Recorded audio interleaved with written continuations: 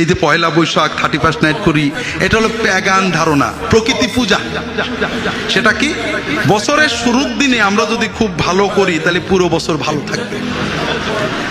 আমরা এখন বলি আমাদের বিশ্ববিদ্যালয়ে ছেলেরা লেখে বিজ্ঞান ভিত্তিক শিক্ষা চাই, তো ভালো কথা, লেখা হলো ইসলামী লাগবে না এই জন্য লেখে।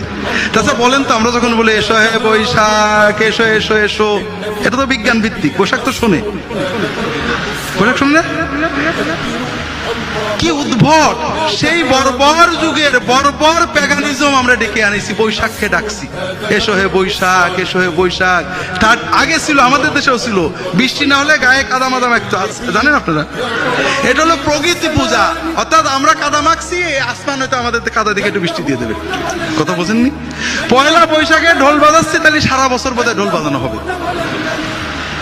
বুঝলাম। কিন্তু পহেলা বৈশাখে সামনে কাল বৈশাখী, আসো আমরা পয়লা বৈশাখে সবাই অন্তত গরিবদের জন্য একটা ভালো বাড়ি বানিয়ে দেব, গরিবদের ঝড় আসছে একটু খুঁটিগুলো মজবুত করে দেব, দুটো পলিথিন কিনে দেব। বছরের প্রথম দিন আমরা মানব সেবা দিয়ে, কল্যাণ কর্ম দিয়ে শুরু করবো, যেন পুরো বছর ভালো থাকে। কেউ বলে নাকি? কারণ এই কথা বললে তো ভিসা নেই, বাণিজ্য চলে না। খাও খাও, পয়লা বৈশাখে যদি শাড়ি একটা না দিতে পারো তাহলে দড়ি একটা কিনে দিও। বড় দুঃখ, বর্বরতা, বর্বরতা, একেবারে পুরো দেশটাকে বর্বরতায় ভুলে দিয়েছে।